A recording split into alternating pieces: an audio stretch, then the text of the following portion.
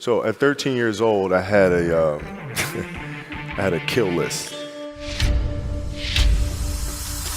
I gotta hunt them down. Now you got a problem. That's right. I don't think I've ever said this before. Seriously. Seriously, this is gonna be fun. Anything else that was outside of that lane, I didn't have time for. At what age did that goal become crystal clear? I made that deal with myself at 13 years old. At 13 years old? 13 years old. That's the You deal were I made. crystal clear about it. Crystal clear. And where did inspiration come from? The love of the game. The love of the game, the challenge. Like I would watch Magic play, I'd watch Michael play, and I would see them do these unbelievable things, and I'd say, can I get to that level? I don't know, but let's find out. Let's find out.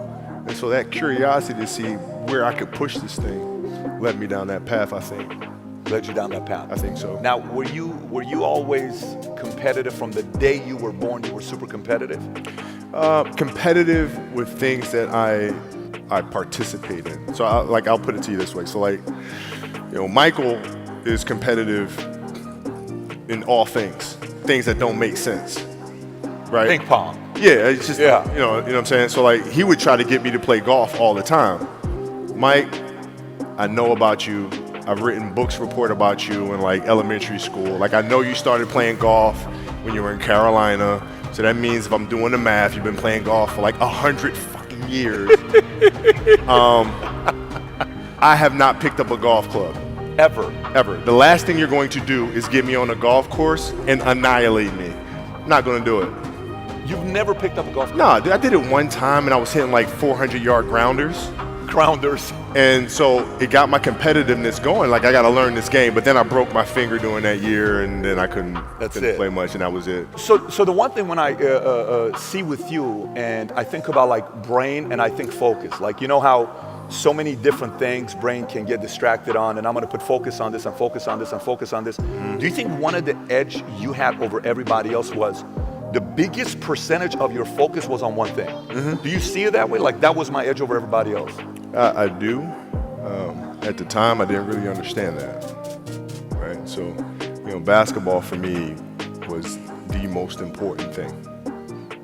So everything I saw, whether it was TV shows, whether it was books I read, people I talked to, everything was done to try to learn how to become a better basketball player. Everything. And so when you have that point of view, then literally the world becomes your library to help you to become better at your craft. The world becomes your library to help you improve your craft, better your craft. Yes, indeed. So because you know what you want, the world's giving you exactly the information 100%, you become better at it. Because you know what you're looking for. So would you, when you sized your peers up, how'd you size your peers up? If you were sizing people, I'm talking you're 13 years old, you're sizing peers up, what lens are you looking through your peers? So at 13 years old, I had a I had a kill list. And so, they used to do these rankings. It was Street and Smith basketball rankings. And I was nowhere to be found because I was 6'4", scrawny, 160 pounds soaking wet. So I was 57 on the list. And so I would look at 56, 55, all the way up to number 1, who these players are, what club teams they played for. So when we go on an AAU travel circuit, I got to hunt them down.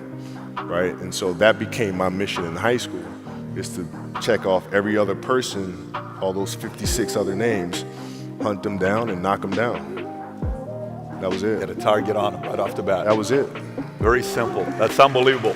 Let me ask you this question. You say I'm one of the guys on that list ahead of you, and we play. What are you doing to get a feel? Is your mind are you asking, let me see if this guy's better than me in this side and this side and this side? Or are you just going saying, I'm going to kill this guy? Well, it depends what year. So at 13 years old, I played the longer game because my game wasn't about being better than you at 13. It was to be better than you when the chips are really on the line. So when we played at 13, I would size you up and see what your strengths and weaknesses are. How do you approach the game? Are you silly about it? Are you goofy about it? Are you good at it just because you're bigger and stronger than everybody else? Right? Or is there actually thought and skill that you put into it? Right? And when I'd play to my weaknesses. I wouldn't play to my strengths. I played to my weaknesses. Because when you're playing summer basketball, there's so many games. It's So there's not a lot of skill work being done. So when are you going to get better? Right? When you're playing in competition situations, you're only playing to your strengths. Why? Because you want to win. Right? So what I would do, I was work on the things during those games that I was weak at. Left hand, pull-up jump shot, post game. Right? So I have a strategy.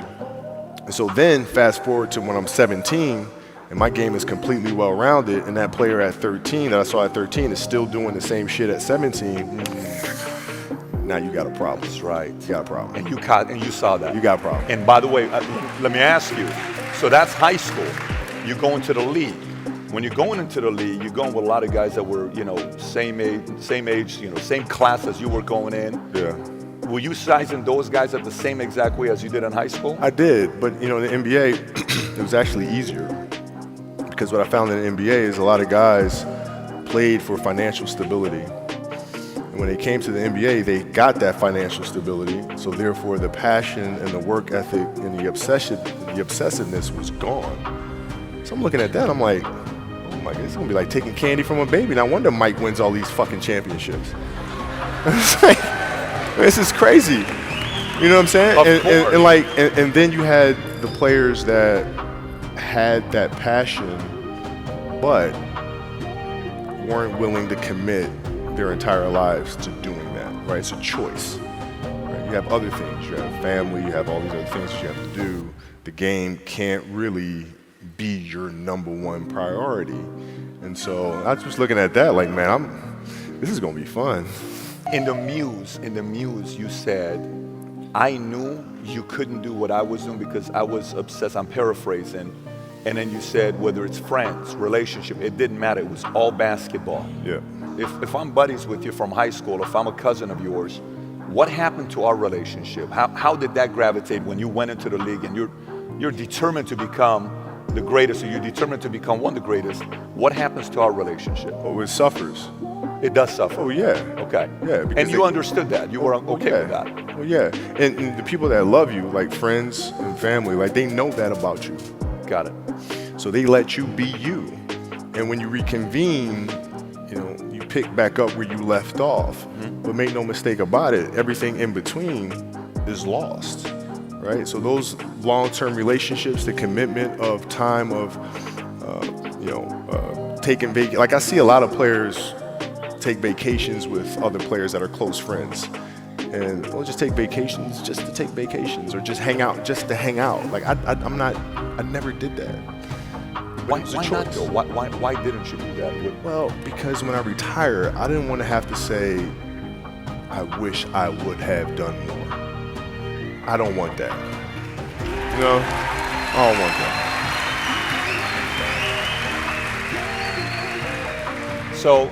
So you come in, it's very powerful what you just said. Some of your peers were in it for the money, so they got the money. Okay, great. Buy a house for my mom, dad wanted that car, get this, get that, have fame, go to different cities, I'm partying, I'm doing all this other stuff. Who were some of the guys that you saw and you watched that weren't just driven by the money? Were there some names that you looked at and says, these three guys are as crazy as I am? At the time, I deal with what I've referred to as Goat Mountain. I went to Goat Mountain and I talked to Magic, Michael, Bird, Hakeem Olajuwon, Jerry West, Oscar Robinson, Bill Russell. So I would talk to them. What did you do? What were your experiences? Michael in particular, he's become my big brother. He's been my big brother since I first came in the league. And what was that process like? So I went to them and started understanding the ins and outs of the game, and how they approach things and their level of detail and obsessiveness. And that's what I did. Why do you think, first of all, let me ask how it felt, but I'm curious to know why you think as well. How did it feel knowing, like, from the moment you got into the league, the guy at the time is the greatest of all time, everybody wants to be like Mike, Gatorade, all this stuff. The level of respect he had for you when he spoke about you was different than everybody else. And you're an 18, 19-year-old kid at that time. Yeah. How did that feel when you heard how he spoke about you? It made me feel good, but like what I told him, I was like, you didn't say anything I didn't already know. So, so like, I tell you, like when I was in high school, and and I used to work out with the 76ers. I used to ask him, what's it like to guard Mike? Mike? You mean Black Jesus? I'm like, what the fuck? Black who? Oh, we call him Black Jesus. Or you can call him Black Cat. I'm like, I'm gonna call him fucking Mike. That's his fucking name. So the level of fear that he inspired in others was insane. And I would tell him, I said, when I face him, we're gonna go at it. He says, oh, you don't wanna do that. I'm like, what? Man, you don't know me, man. And so when we matched up, I think he understood that. And when I was 18, my first year, he got the best of me a bunch of times. I was right there the next play. You're not intimidating me, I'm not going anywhere. And I think he saw that level of respect, because I think he was the same way at 18 years old. And that common bond is what I think where our connection was built. Yeah, it was great watching you guys going back and forth, whether it was the All-Star game or whether the famous scene where, you're guarding him, he's in front of you, you're asking him a question, there's a question, and he's saying footwork and do this. Yeah. It's just beautiful watching that take place with the two of you guys. How's your relationship today? It's my big brother, man. Like, I can't, it's, we talk often. We send each other Christmas cards every year. Send each other Christmas cards. Every year. That we have nothing to do with, but, yet and still, but we're extremely close, man. Extremely close. That's extremely. Great. That's great. As a fan, I'm not in your world. Your world is a whole different world. I just see it from a fan, and I just see it from what experts say. But as a fan, I feel that's exactly how it would be with you and him, because the level of respect from both sides is reciprocal. And it's great to hear that. Going a little bit past it, you came into the league, you start playing. First year, you get traded for Divac, which we were devastated when we lost Vlade Divac. I want you heartbroken when we lost Divac. Okay. I think he got the sarcasm. Some of you guys who don't know basketball, you missed that one. He's got one like this. But Kobe shows up. I mean, I'm like a kid in a candy store. When you show up, I'm like, oh, no more Sedale treat. We're going to get some real players. Nothing against these guys, but we wanted some entertainment, Yeah. So you show up and you play, and there was the one game. I think you started getting a little bit more playing time. I think you did 7.2 points a game because they won't let you play. The coach was just not putting you in there. Yeah. Second season was like 15. I bet if you take your first three and you played college, you're 25.4, would be a 26.5, 26.6 type of a number. Yeah. But your first 3 seasons, then the one game, it's the last game of the season, you play Utah. Yeah. The one where you shoot 3 air balls at the end. 5. It was like 5. And then you hit one and his them doesn't go in, right? Mm-hmm. Malone, one of the Malones came and spoke to you. I don't know who it was, from the Jazz. Malone, He was saying something, you were not even paying attention. Shaq was whispering something in your ear. What did Shaq say to you in that moment? I don't even know. You don't remember? No, I wasn't paying attention. Got it was, for me, it's maybe it's a little like asshole of me or whatever, but whatever. He was trying to whisper encouraging things. I was like, I'm fucking fine. Okay, I shot 5 air balls on national TV in front of millions of people that cost us the series, and I'm 18. I'm fine, dude.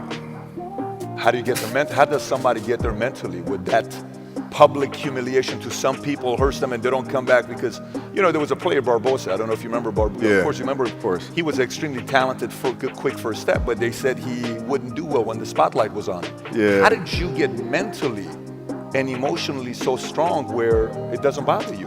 Well, you got to look at the reality of the situation. Like for me, it's not, you kind of got to get over yourself. It's not about you, man. Like, okay, you feel embarrassed. You're not that important. Like, get over yourself. That's where you go. Get over yourself, right? Like you're worried about how people may perceive you, and like you're walking around and it's embarrassing because you shot 5 air balls. Get over yourself, right? And then after that, it's okay, well, why did those air balls happen? Got it. High school, year before, we played 35 games, max, right? Week in between, spaced out, plenty of time to rest. In the NBA, it's back to back to back to back to back to back to back. I didn't have the legs. So you look at the shot, every shot was online, but every shot was short. Right? I got to get stronger. I got to train differently. The weight training program that I'm doing, I got to tailor it for an 82-game season, so that when the playoffs come around, my legs are stronger and that ball gets there. So I look at it with rationale and say, okay, well, the reason why I shot air balls is because my legs aren't there. I go, well, next year they'll be there. That was it. Done.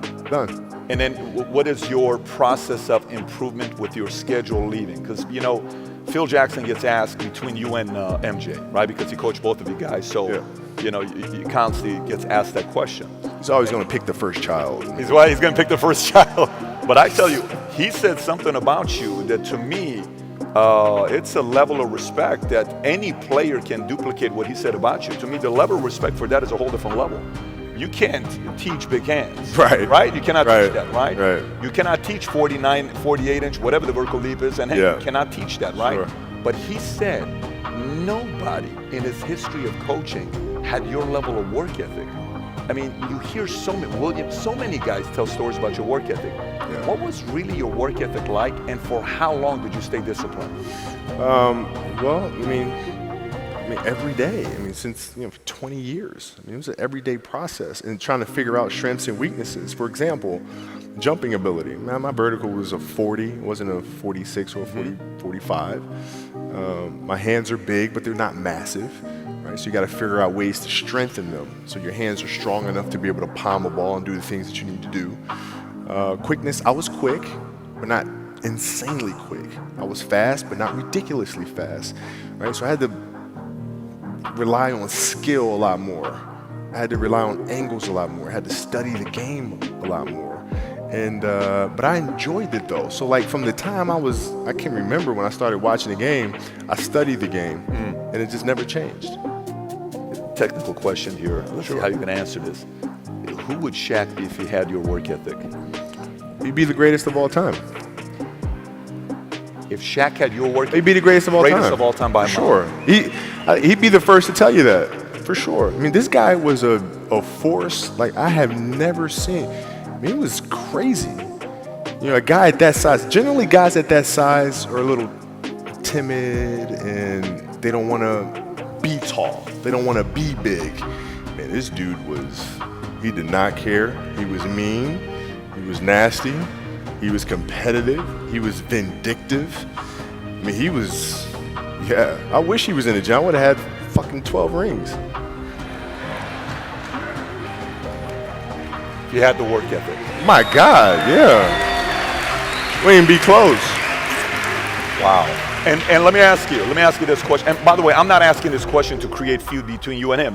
I don't care, bro. Listen, me and Shaq sit down all the time, and I say, dude, if your lazy ass was in shape. I hear you saying all the time, and he takes it. I tell him all the time. I'm asking this question for a different reason. I'm asking this question because, look, we've grown as a company extremely fast. We went from one office with 66 agents to 10,900 offices, 10,900 agents in 49 states, and we're the fastest growing insurance company now. But I say it for one reason. And by the way, this message is directed to a lot of you, so hear me out very simply. The fact that you say the work ethic side, the fact that you say work ethic side, and you say, hey, if he would have worked that hard as I did, do you think if he would have had the same level of commitment to the game as you did, you guys would have had fewer feuds between each other? Yeah, because I don't deal with people that don't commit at that level, but then act as if they do.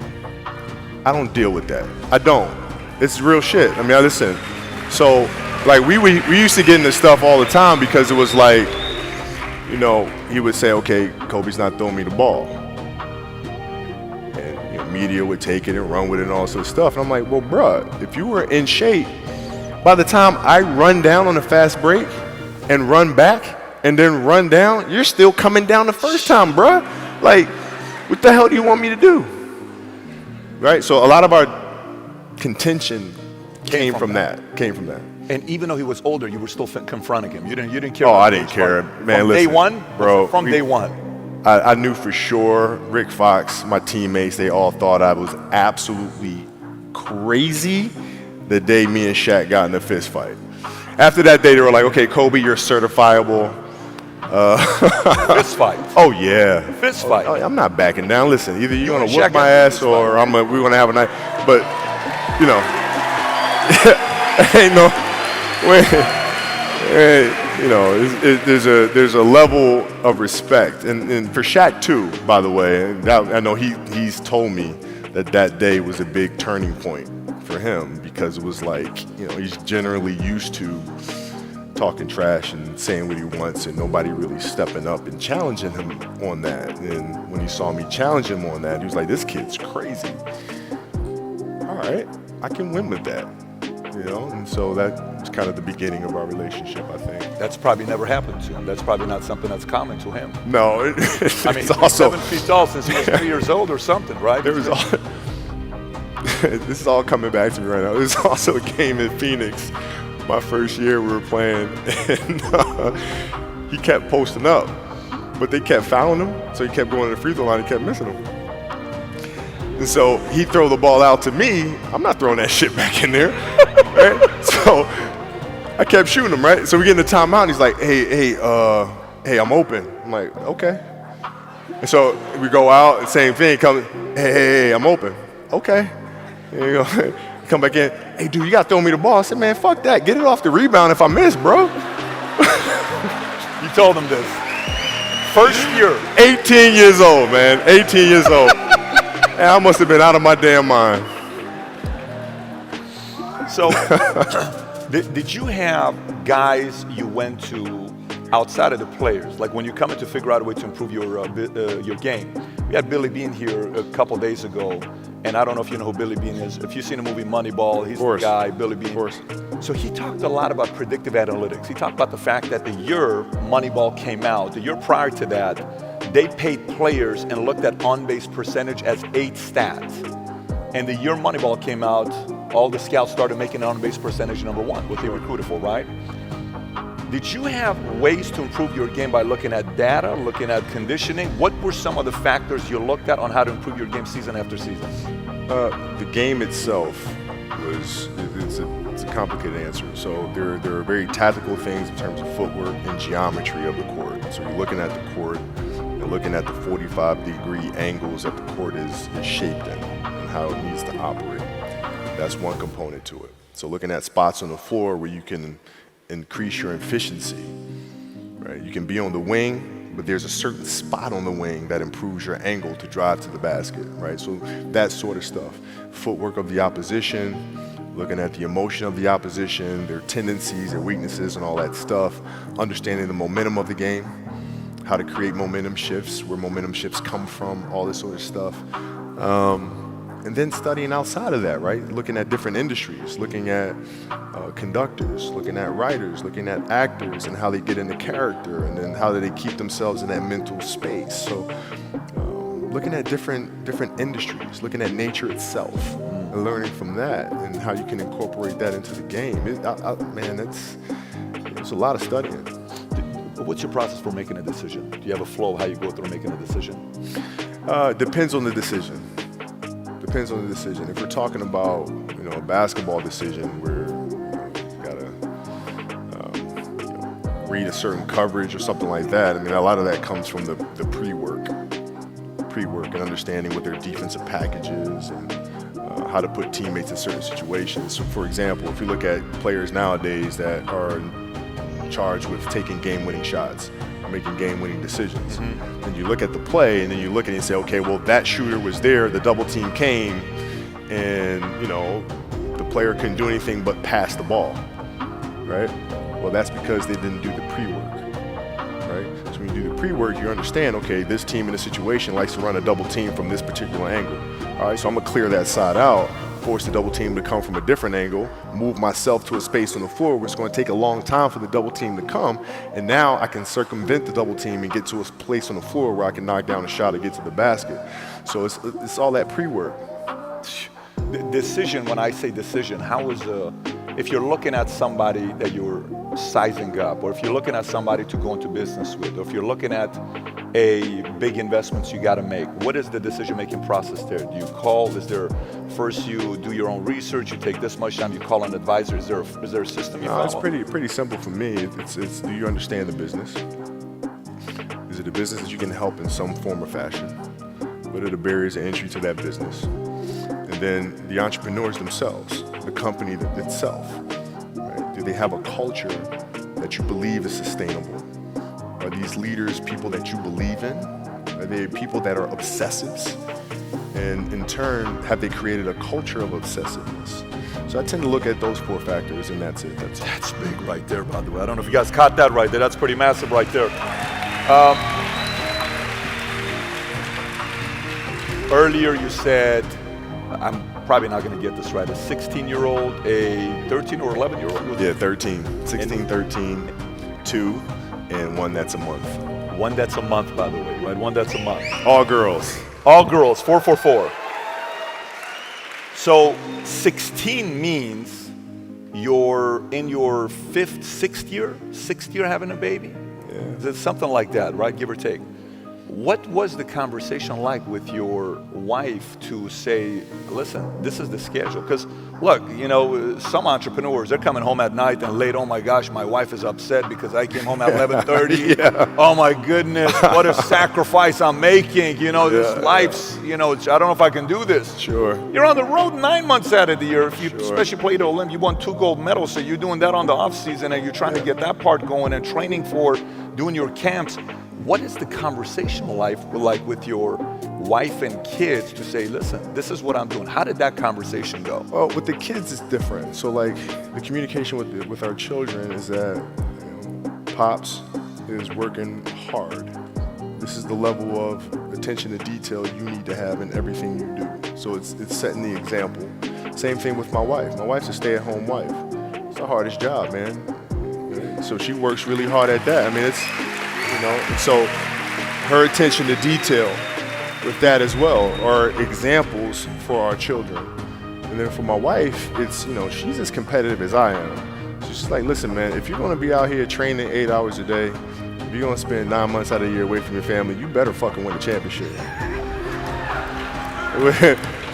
What are we doing this for?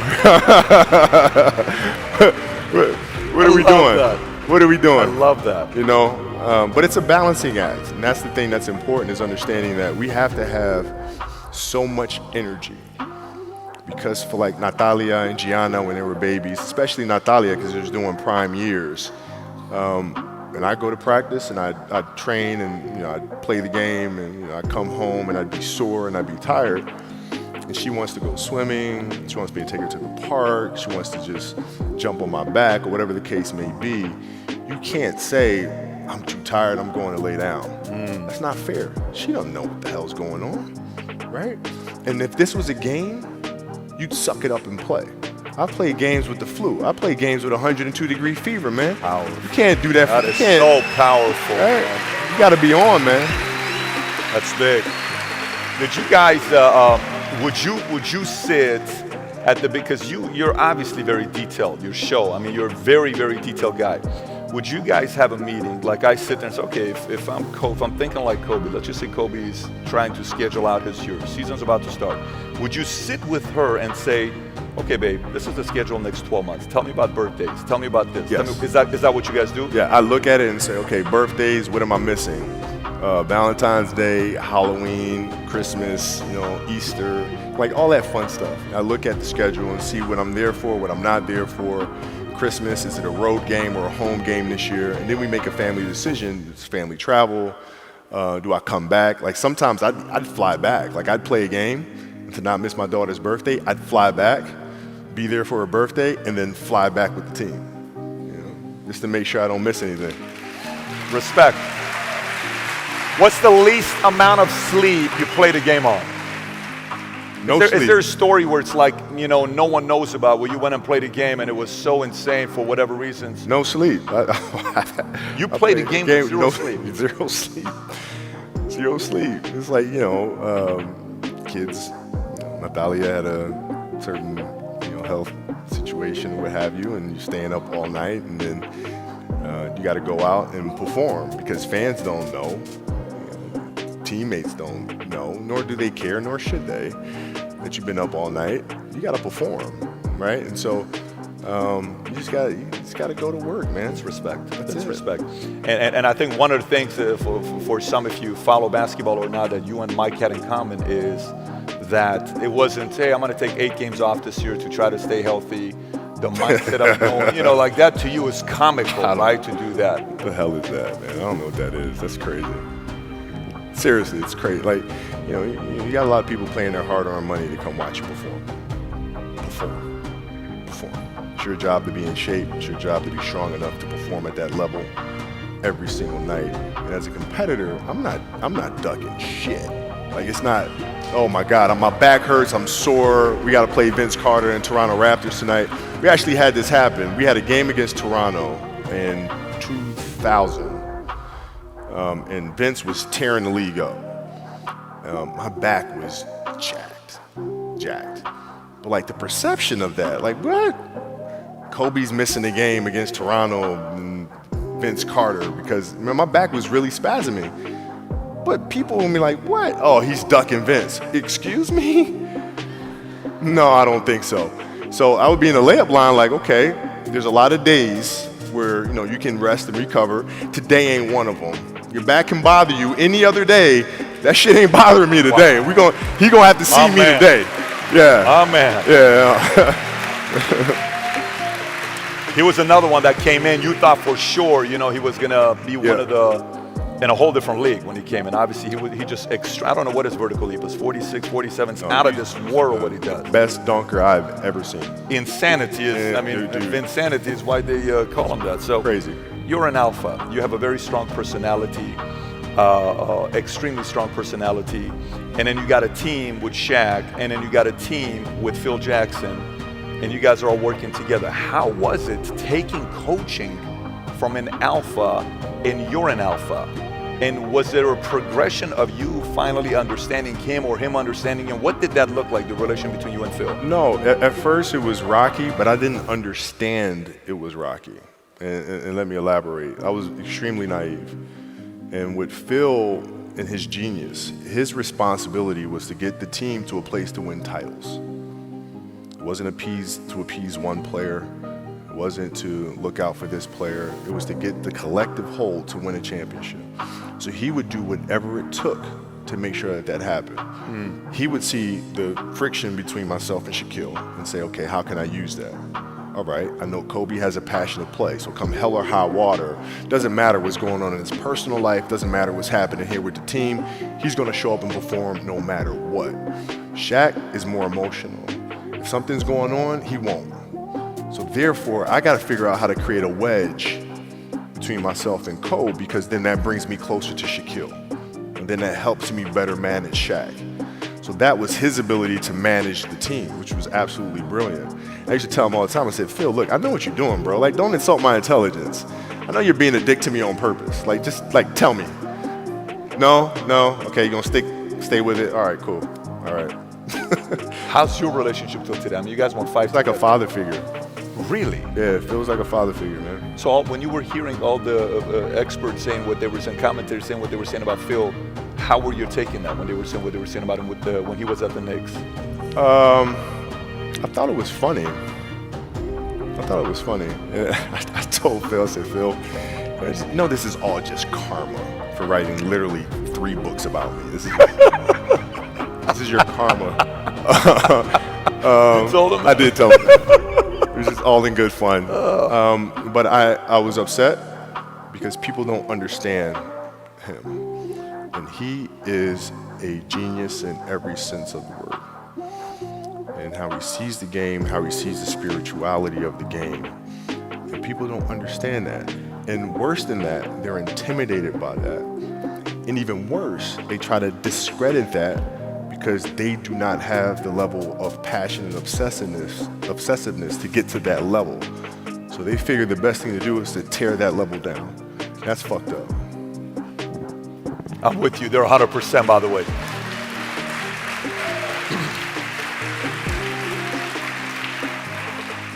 Obviously, he had a lot of interesting rituals. You would hear about the yoga. You would hear about all this stuff that he would do.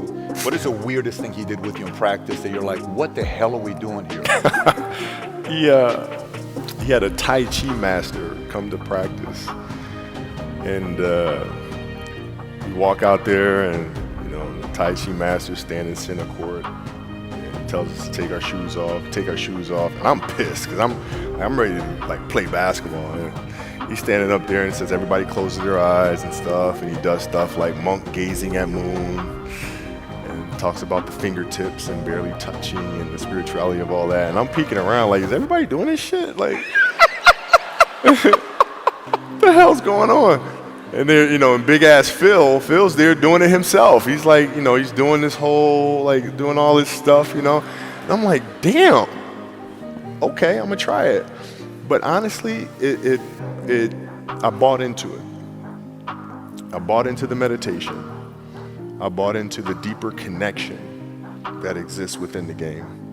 And so when you watch our teams, or you watch any of Phil's teams, or Chicago teams, Game 6 against Utah, you watch our games, Game 7 against Boston, we were never rattled, ever. Because we're always in the moment, always in the present, always extremely calm, always looking at the reality of the situation and not letting our emotions cloud our execution. And that comes from being in that meditative state that he would teach and preach from day one. Would he take you back? Would he take you back? Would he take you back and say you had a terrible game and it was, the season prior? Would he take you back and say, we're gonna watch this game, it was the worst loss we had, it was absolutely embarrassing, for you to kind of see what things you did to improve? Was he that kind of No. It was more about fundamentals and improving the game. Move on. He was very hands-off in the sense of he allowed players to develop. He would allow you to find your truth and then go after it. And he was there to simply guide you along that journey. Which I actually learned from him, and that's how I parent. And that's how I coach my daughter's team now. So that's why I say he's a father figure, because I've learned so much from him as a coach that I take as a father, as a husband, and as a coach myself. But he was very observant. Was he better one-on-one or one-on-few? Like one-on-one versus one-on-12? Like if I'm having a team meeting and I'm talking to guys to rally them or calm them down, or it's okay strategy, or was he very good one-on-one, just you and him, closed doors? Yes, great conversationalist, but hated confrontation. He hated confrontation. Direct confrontation is not his thing. Doesn't do it. Never did well with it. Had a lot to do with how he grew up and his brother, his siblings, and father, and so forth and so on. Hates direct confrontation, and he knew that about himself. So that's why a lot of his challenges were indirect. He went to the media with things, so he's very indirect. He would never challenge a player directly. He didn't like that. Yeah. He said one time you guys had a meeting and he sat you down and Shaq down and he said, listen, I know you guys think you're alpha, I'm a bigger alpha than the both of you guys. Did that ever take place? Not really. No, it was more like, he would say it in film sessions, not with me and Shaq. Like, he never sat me and Shaq down. Like him, me, and Shaq. He never said. No, God, no. You kidding? Why wouldn't he though? Is it the confrontation? I'm sure it'd be a little terrifying for him. Got it. I mean, Phil, have you ever seen Phil walk? I mean, Phil, he's got like one good hip on like the best day of his life. It's like if some shit goes down, he's doing nothing to break that up. So I'm assuming it's a little intimidating. But what he would do is he would do things indirect. And it wasn't about calming the waters. It was about stirring up the waters and creating a storm that eventually would lead this broken ship to the shore it was trying to get to in the first place.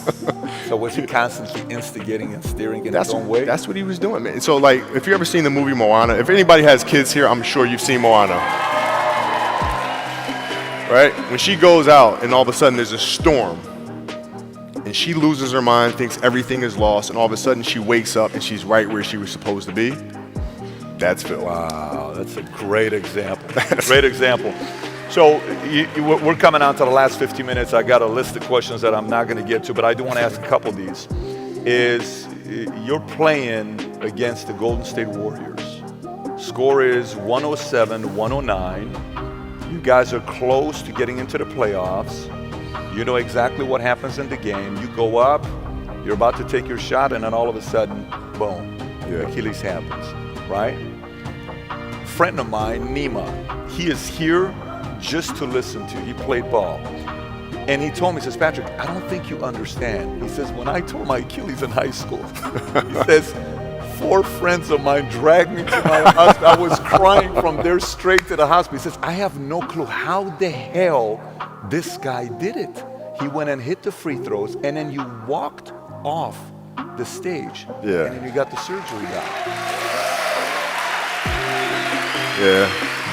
How the hell do you tolerate that kind of pain? You know, I use this. I tell this example, and I think this is the best way to explain it. You know, you have a hamstring injury, you pull your hamstring really, really badly. You can barely walk, right? Let alone play anything. Soccer, basketball, volleyball, whatever it is. You can't do anything. Doctor tells you go home, sit up on the couch, rest your hammy, right? Stay off of it, don't get up, no sudden movements. You're at home, all of a sudden a fire breaks out in the home. Right? Your kids are upstairs, wife is wherever she may be, you know, this shit's going down, right? I'm willing to bet that you're gonna forget about your hamstring, you're gonna sprint upstairs, you're gonna grab your kids, you know, make sure your wife's good, you're getting out of that house, right? Hamstring be damned. You're not gonna feel your hamstring, right? And the reason is because the lives of your family are more important than the injury of your hamstring. And so when the game is more important than the injury itself, you don't feel that damn injury. Not at that time. Yeah. So you go to the locker room. You guys had a shot that, you know, to go into the... You guys were a team that no one wanted to face, even though there was conflict. You know, maybe if you would have gone round 1, who knows? Maybe Dwight would have gone together, you know. Who knows what was going to happen? Sure. It's just, you were the kind of team that, look, it's just a pain in the butt to face these guys. We're just hoping you don't make the playoffs, right? I'm sure a lot of people were very happy that you guys didn't make the playoffs that year. But you go into the locker room, and then one of the reporters comes up to you, and he says to you, Kobe, are you convinced that they told you it's probably torn Achilles? They're going to do an MRI. Are you pretty convinced that's what it is? And your answer is yeah. Then one of the reporters says, but if anyone is going to get through this, it's probably you, right?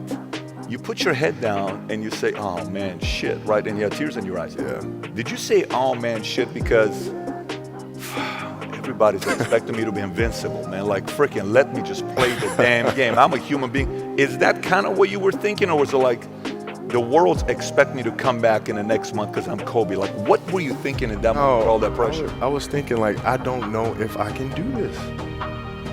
Dude, Wow. Achilles were like the kiss of death for Yes. athletes. Like, Yes. I don't know if I can do this. I don't know. There's so many factors. There's the surgery that has to take place. The surgery has to go well, right? And then just, it's a tendon. I'm not dealing with anything that's muscular or things that I can control. I can't control a tendon.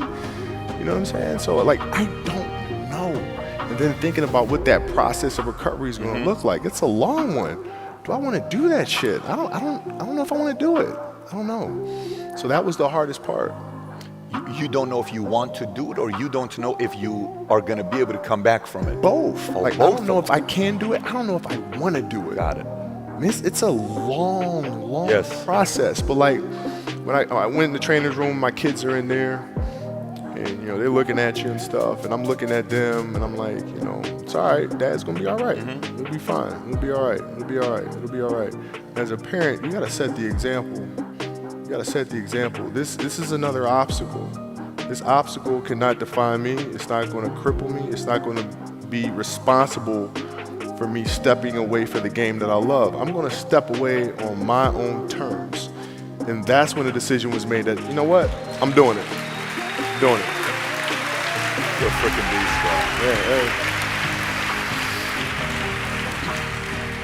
I notice a lot of times you go and you talk about, like, even the example you use right now. If your hamstrings are this, you're down, your wife's upstairs, your kids, you ain't gonna think about it. So did you have a lot of these scenarios where you use your wife and your kids to use as no excuse, I'm gonna get through this? Was that a mental conversation you had that nobody could hear?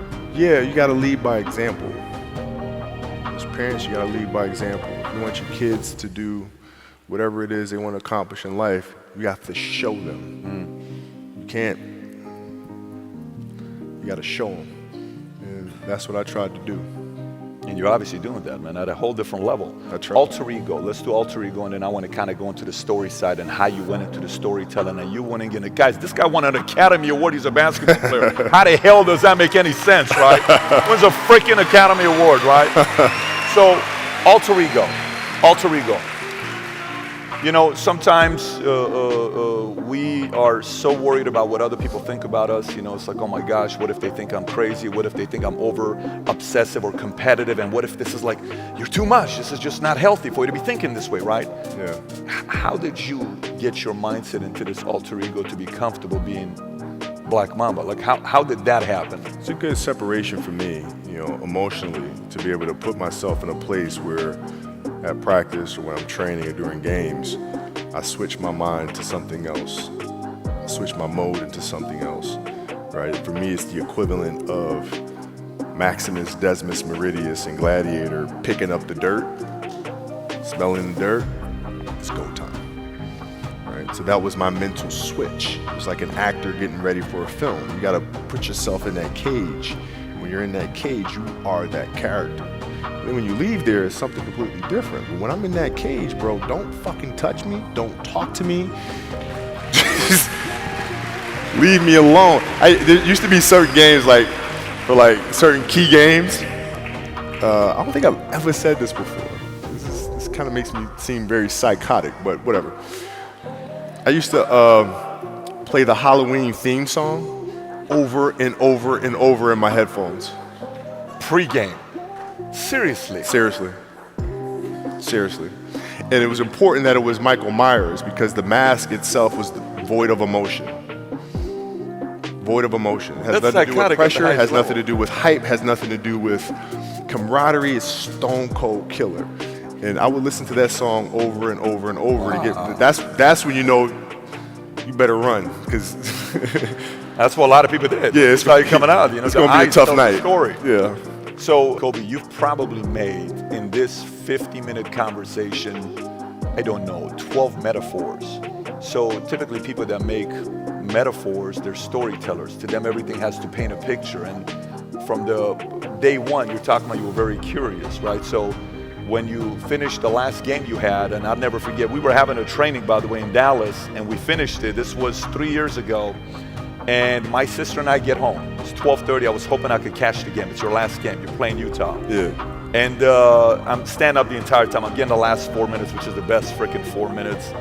And I see you, Shaq, say, go for 50, and then you're just going. And you're not hitting easy shots. These are not easy shots.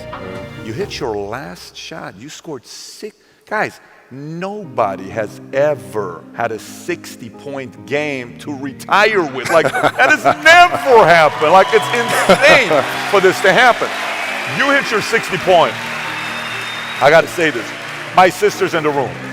Kobe, I got tears coming down and watching you when this happens because 20 years I've been following this guy, and I relate to you because in the insurance world, I take a lot of your similarity. You may be in a completely different world. I'm looking at the world here, and it's just like, seeing this guy, he's so freaking determined to say, I came and gave everything I had, and I'm going to give it till the last freaking second. That's what you did. But then you leave, and you're like, no, it's good. I'm cool. You tell your story. You give your message. Everybody's flipping out. You're like, no, Kobe's going to come back. No. But then you go into your storytelling, all this stuff. How did that disconnect and going into that goal? And you're still helping out a lot of players. You're always advising Laker. You know, Jeannie calls you. Anybody calls you, you're helping out, no problem.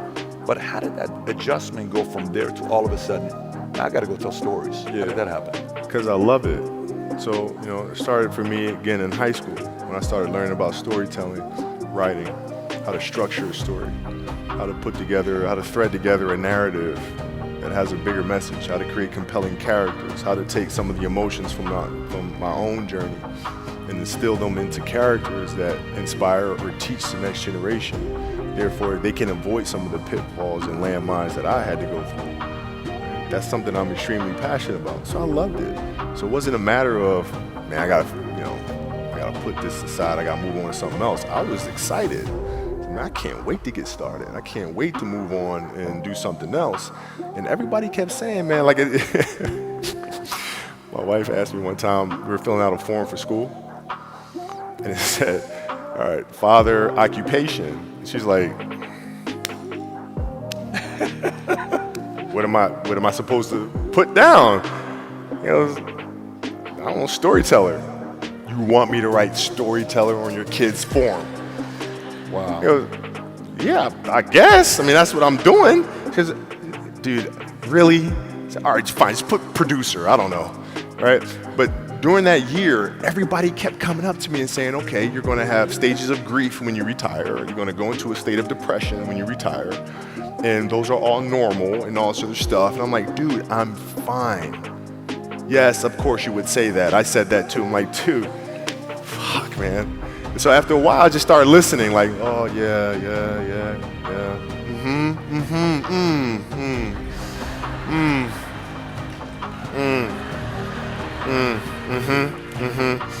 And, you know, and then my competitiveness inside was like, no, I'm gonna do something in the next 20 years that is better than these last 20. You might not understand that. I'm doing that, you know? So the competitiveness kicks in. You've gone. Same determination. What's your current work schedule look like today? It's different because I personally am not writing every word of the novels. I am not animating the films. What I have to do now is make sure that the people that we bring in, these obsessives that we bring in, are challenging themselves to do the best job that they think they can do. That's what I'm there for, is for them to constantly look in the mirror and self-assess and challenge themselves. If we have a project and you're saying, okay, I can do that, that's not the project we want. The projects that say, I don't know if I can animate that. I don't know how to write that story. I don't know how to do that. Those are the things we want, because through that curiosity, you'll reach a level that you didn't think was possible. And so running the studio, that's what I'm doing. Are you a big movie guy? You're huge. Okay, so how do you watch movies? Like, you know, my experience is people watch movies in many different ways. Not everybody watches movies the same way. When you're watching movies, how are you watching a movie? I watch them multiple times, and I wear different hats every time. So the first time I watch it just as a fan for pure entertainment value. Then I watch it from the director's lens and see why he made some of the decisions, or she made some of the decisions that she made for the film. And then I look at the lighting. Lighting? Oh yeah, lighting is extremely important. Of course. Oh yeah. Yeah, Then I listen to the music. And then you can challenge yourself by really understanding the director's point of view if you watch a film without music and without sound. Then you can actually see the film for what it is. So I watch it at different stages. I mean, obviously, Academy Awards that you won, the gentleman you hired for the sound, wasn't it John? John Williams. John Williams, Williams, did the music. right? And John Williams is like the GOAT in his world. Bro, he's the modern day Beethoven. Yeah. And this guy's composed any song right now that you can remember from a film, he's done. Superman theme, did that. Indiana Jones, did that. Jaws, did that. Harry Potter, did that. The Olympics theme, did that too. I mean, the list goes on and on and on and on. And, you know, he's like 85 years old. That's crazy. Yeah, man. That's yeah. crazy. Yeah, That's he's pure passion doing the new profession. Star Wars film now. Oh, Star Wars too, that part. He did that one too. Yeah. So when you say recruiting and putting your team together with your projects today, who are you recruiting? Like, you know, if you're putting a basketball team together, you need GM, president, you know, trainers, all this stuff, assistant, good coach. What do you need right now when you put? Like, for example, right now, building out an animation house. Right, so you got to start with the head of the snake. You got to look at the person that's better understands the type of animation that you want to create, and they have to be obsessives. Have to have a knowledge base, a historical knowledge base, because I love people that understand the history of their industry, ins and outs of it all. And then you bring that person into the picture, and then you allow them to do what you brought them in to do. And get whatever. I got a gift for